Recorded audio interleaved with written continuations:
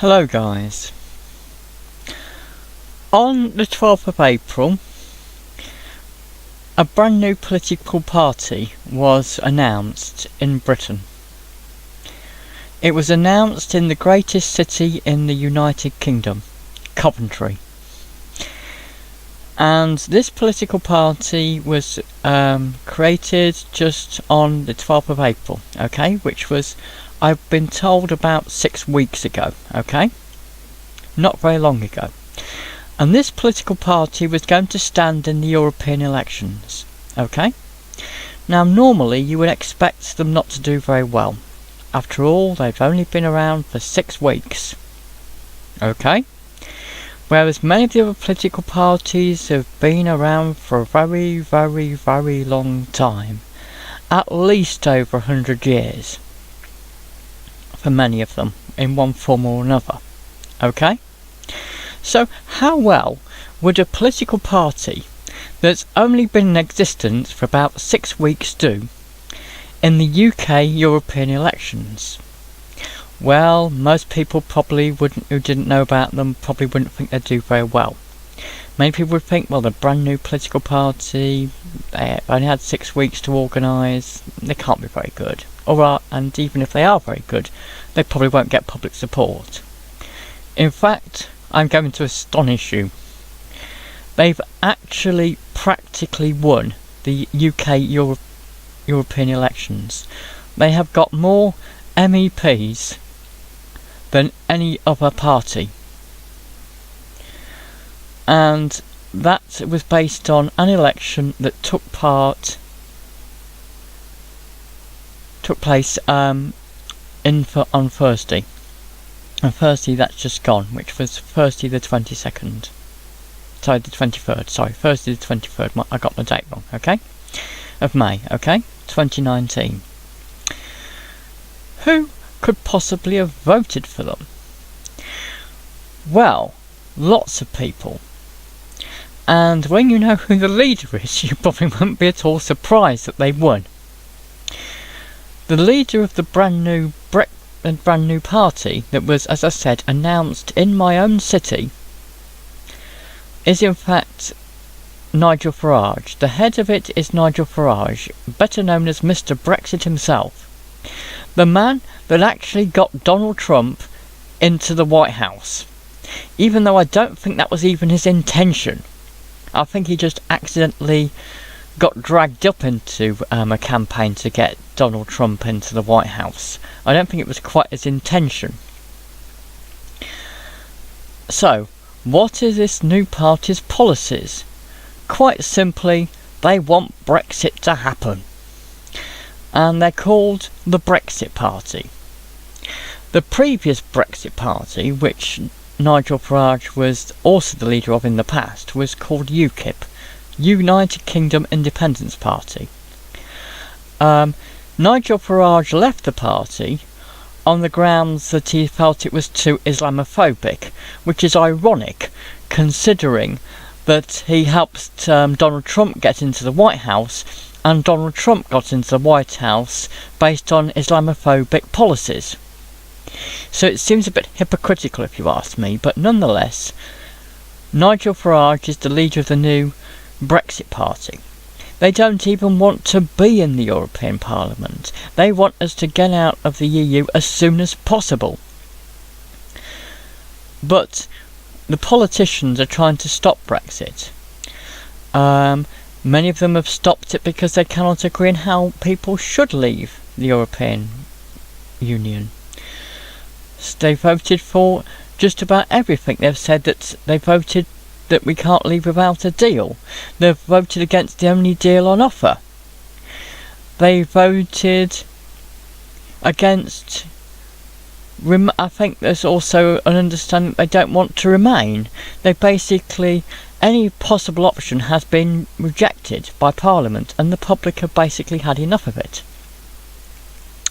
As well as that, there's another political party, which in the past hasn't done too well, called the Liberal Party. In the past, they were basically the third main British party, but they didn't generally do that well. and they didn't do very well usually in the European elections either, because they were considered a minor party. although they have been around for quite a long time. But they're not considered a major party. They have actually come second in the European elections in Britain. And they are a pro-EU party. They are campaigning to have Brexit stopped, and they think that Brexit should be scrapped, and they think that Britain should remain in the EU forever, or at least for a long time. So those that supported Brexit voted for Nigel Farage's brand new 6-week-old Brexit party, and those that want to remain in the EU voted for the Liberal Democrats, because they were the only party saying that they wanted to scrap Brexit, that they were an EU supporting party, and they're the only ones that said if they got into power, or that won't ever happen, not as Prime Ministers I don't think, that not as a Prime Minister, we have a Liberal Democrat Prime Minister or with a Liberal Democrat government, I don't see it in the short term. You know, I'm not saying that ever. Nobody thought they would ever be in government, and they were in the coalition government in 2010. However, they have come second because all the Remain supporters who want us to stay in the EU voted for the Liberal Democrats generally. There will be a few others that voted for other parties as well.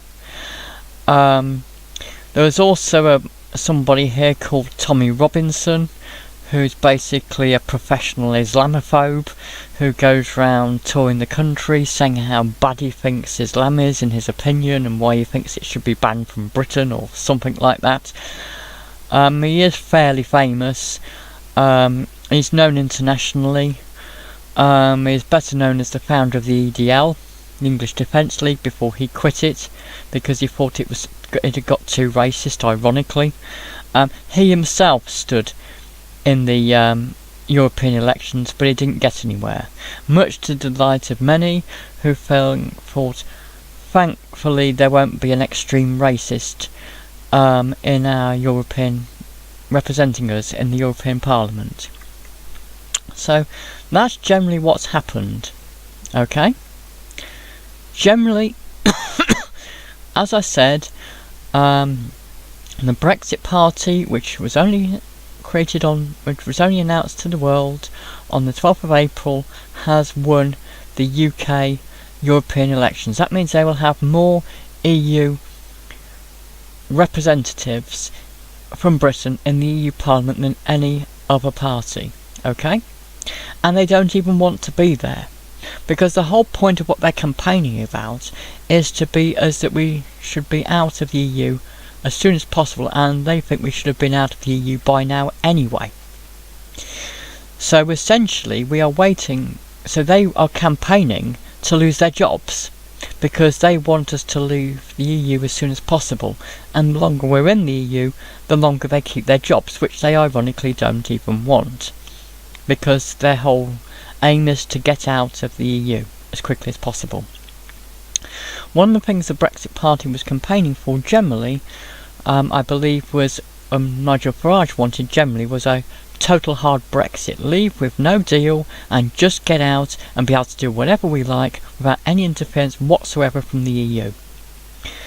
The Conservative Party, which is in power at the moment, generally, did the worst of all, I believe, of all the major parties, anybody that had a reasonable chance of getting anywhere. They actually lost several MEPs, okay, because the public preferred either the Liberal Democrats if they were a Remain supporter, or they preferred the Brexit Party if they were a Brexit supporter. So that is what has happened. So generally most of the public voted for the Brexit Party in Britain, okay? And as I said, which is quite astonishing when you consider that they had only been announced to the world on the 12th of April. I'm not aware of any political party anywhere in the world that's achieved anything like that so quickly. I could be wrong, but I doubt it. I suppose the nearest I can think about is sometimes when you've got things like a comedian that won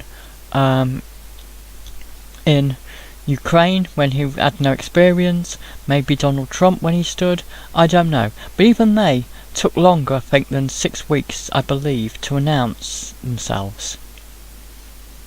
But I could be wrong. I'm not an expert on international elections. But in the case of the American election, definitely Donald Trump was known to be standing for, or trying to stand for, quite some time.